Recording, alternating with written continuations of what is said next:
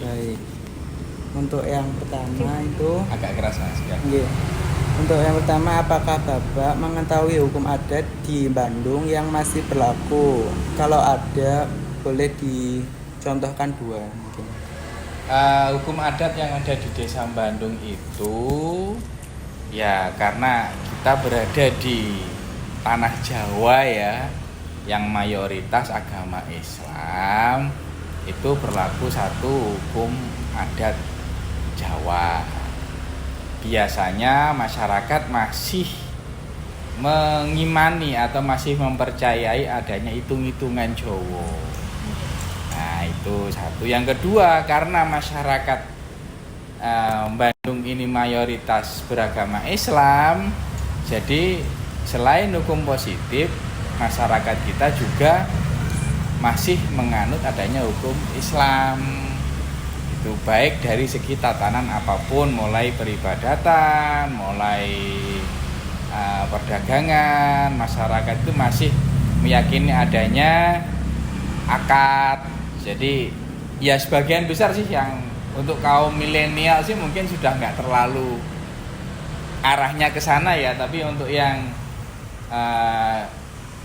masyarakat dengan usia 50 tahun up itu masih mempercayai hal itu. Iya, untuk yang kelahiran tahun 90 ke sini sih nggak terlalu mikir itu nggih. Terus ada lagi mungkin ya itu yang ada hukum Jawa, hukum adat Jawa. Ya contohnya masyarakat masih mengimani adanya hitung-hitungan pasar. Nah, ketika mau contoh ketika mau mengadakan bangun rumah, hajatan, perjodohan. Nah, perjodohan itu gak oleh gede ketemu gede, paing ketemu paing gak oleh, wage ketemu paing gak oleh, ketemu selawe gak oleh. Nah seperti itu masih diyakini sebagian, nggak seluruhnya, sebagian warga masyarakat Bandung, terutama yang usianya di atas. Terus nyemplong omah, terus mau ngapunten sampai hari kematian keluarga itu masih diyakini, gitu loh. Apa iki tiba kan ada hitungan, ana sing tiba gunung, ana sing tiba segara, gempil. Nah, aku sendiri gak terlalu hafal ya, cuman ada hitung-hitungan gunung, gempil, segara, asat. Nah, itu. Gunung, gempil, segara, asat. Itu dihitung iki matine dina pasarane apa, misalkan pasaran pon-pon ki 5 gunung, gempil, segara, asat, gunung, tiba gunung. Nah, gitu loh. Gak ono dina apa Ahad, misalkan Setu paing Setu 8 paing 8. Setu 9 paing 9 18. Hitung gunung, gempil, segara, asat, gunung, gempil, segara, asat, gunung, gempil, segara, asat, gunung, gempil, segara, asat, gunung, gempil.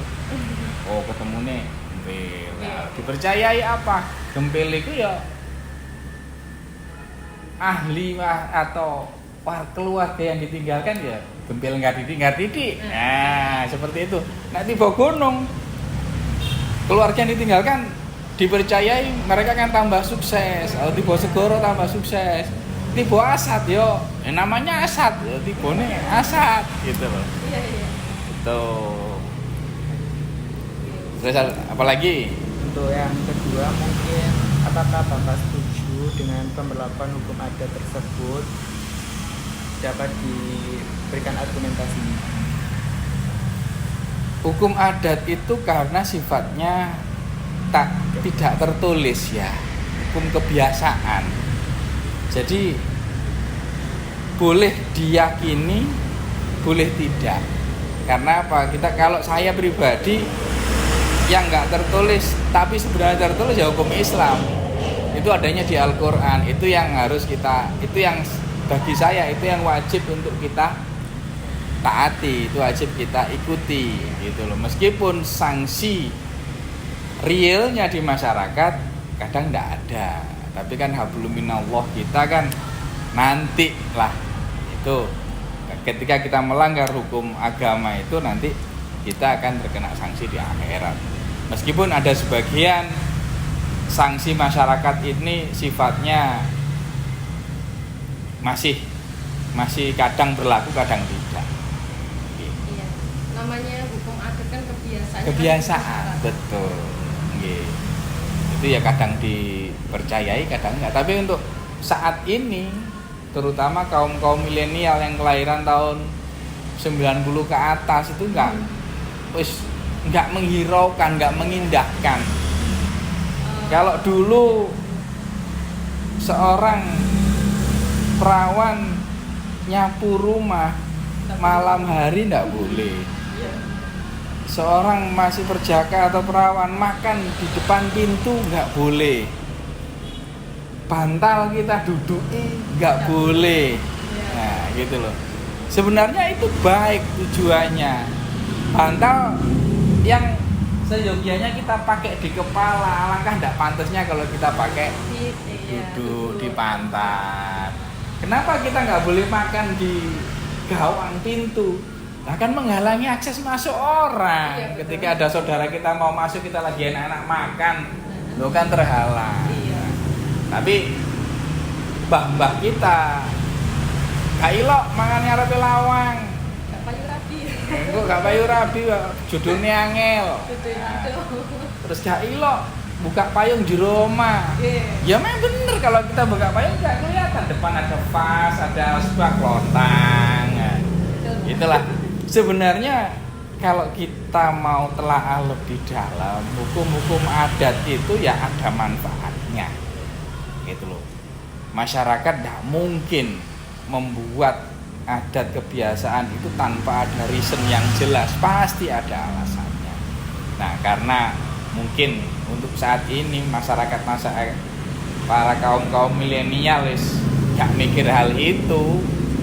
Nah, itu nek nyapu cah wedok ojo sing resik, nek akeh kotorane bojone brewok. Bukan masalah bojone brewok, ndak. Nek gak resik ndak pantes, kan gitu.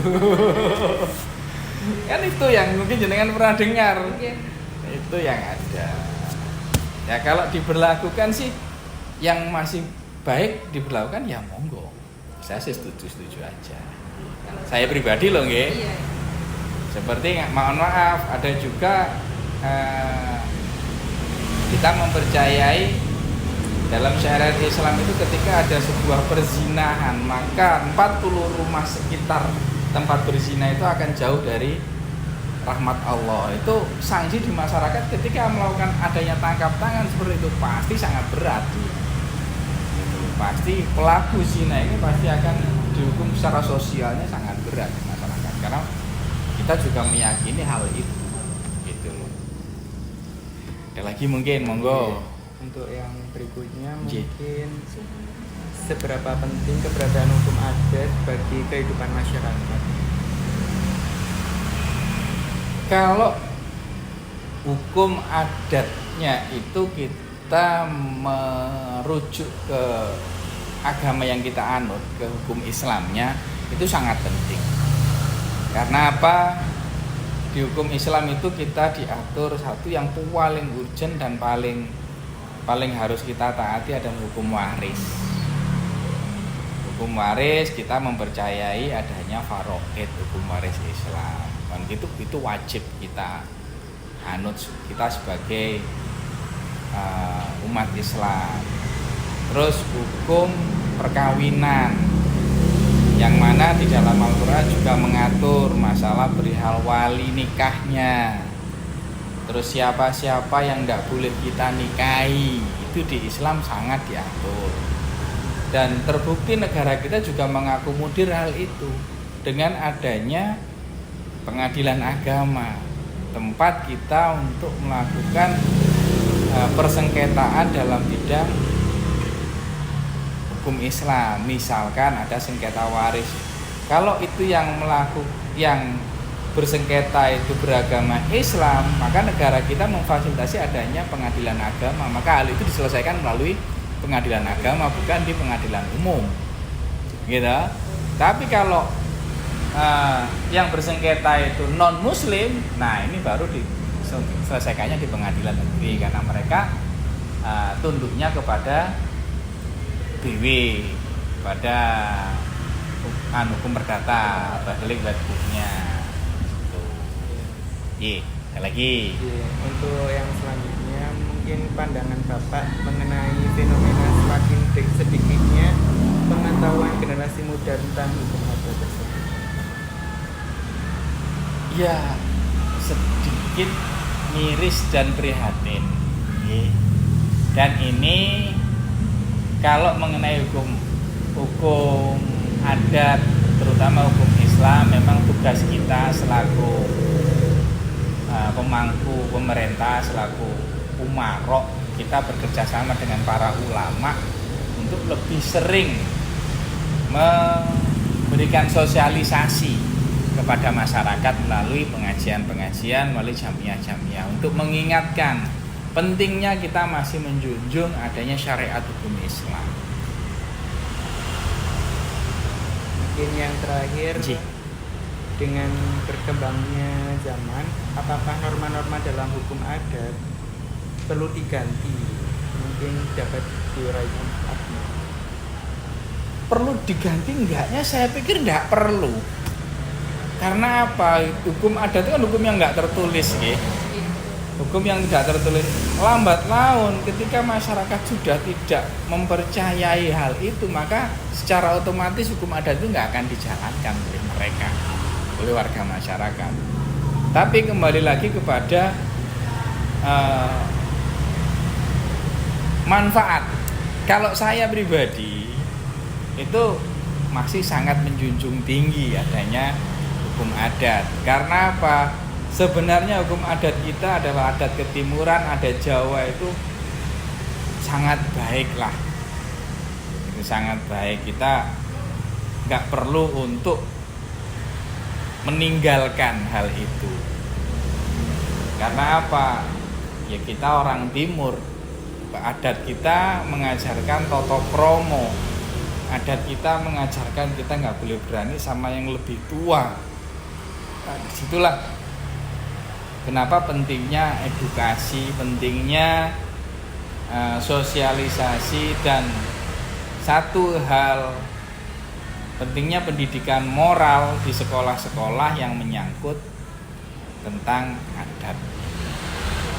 Saya juga termasuk orang yang kurang setuju dengan kurikulum yang ada saat ini. Saya masih ingat dulu ketika saya masih sekolah dasar itu ada namanya pelajaran bahasa Jawa. Itu jumlah jam pelajarannya dalam 1 minggu bisa 2 kali. Itu kita dituntut untuk berbicara ketika kita sama-sama seusia gimana, kita dengan orang lebih tua di atas kita gimana, kita dengan orang tua kita gimana, dengan guru, dengan kiai kita harus pakai bahasa apa, itu sangat diajarkan di sini. Nah, itulah pentingnya kalau saya boleh berpendapat, pentingnya adanya kembali pelajaran atau mata pelajaran moral. Karena setinggi apapun ilmu yang kita punya, kalau kita tidak sertai dengan adab kita yang baik, iblis pun ilmunya paling tinggi di antara manusia, tapi iblis nggak punya adab. Iblis nggak punya adab. Berarti alangkah sangat disayangkan ketika kita punya ilmu tinggi tapi kita nggak punya adab. Salah satunya hukum adat kita kan mengajarkan tentang adab. Oke, mohon maaf ya iki ono isone lurai sampean yo ngene. Nggih. Lebih dari cukup. Nggih, enggak apa-apa. Enggak usah sungkan ketika nanti butuh pertanyaan lagi, WA aja, Pak. Kemarin enggak jelas. Bisa minta tolong diperjelas lagi melalui voice note. Nah, nanti hubungi saja, nanti insya Allah ketika saya sempat pasti saya